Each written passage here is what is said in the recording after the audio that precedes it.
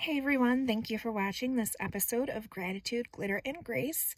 This is the fourth video in the series of my backstory about my surgeries and, recovery. I do apologize. I don't know if I'm just getting emotional or what's going on with my throat. But I ended the last video talking about drop foot, and I never knew what it was until I had it. It's a very strange feeling where your foot, usually you walk like heel, toe, heel, toe. My foot can't do the upward motion. Like it's just flat and kind of flops. And I've been dealing with this since that surgery. And I kept waiting. They said, maybe within a year, go to physical therapy, do these stretches, do this stuff. Maybe it will go away. I did the physical therapy, I did the stretches, I did everything under the sun. I got an AFO brace. That's something that you guys probably don't know about either. It's basically this hard plastic brace that goes under your foot and up your ankle. And it's supposed to help you walk normal. And it kind of does.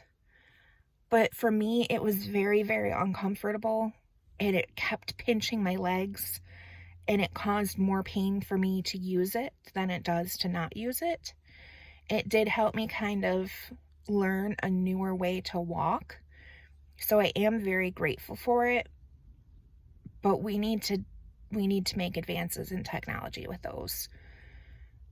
We really do. They're not what you would expect, and they are ridiculously expensive. I'm very grateful that my insurance covered a big chunk of it, but even with that, I still had to pay a pretty decent chunk for this stupid little piece of plastic.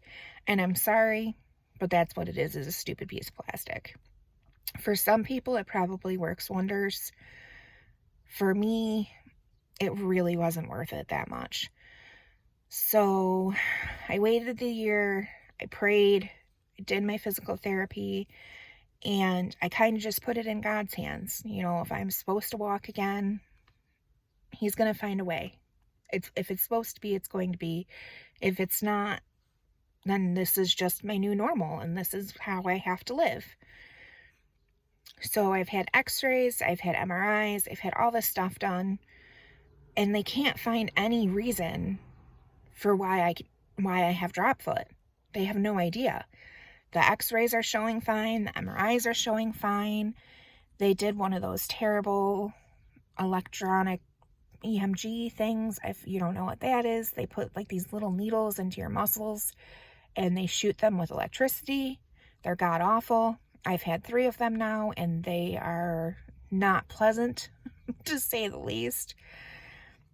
But it's to check your nerve function. And I needed to have that checked because there's something happening with my leg. That's very clear. But we can't figure it out. So it's kind of like starting all over again. But at least I have help this time. And my doctor was very aware, and he's been reaching out to other doctors. And it's been a process. So it was one of those, we can't figure it out, but I'm not alone. And I have a team of people that believe me and know that there's a problem. So we decided to go in, do the 4th surgery. This happened on October 26th of 2020. They went in and removed all the excess hardware. So like the rods and the pieces that they could remove. I do still have screws in there that are holding my discs in place, but they removed like the structure to help support my spine.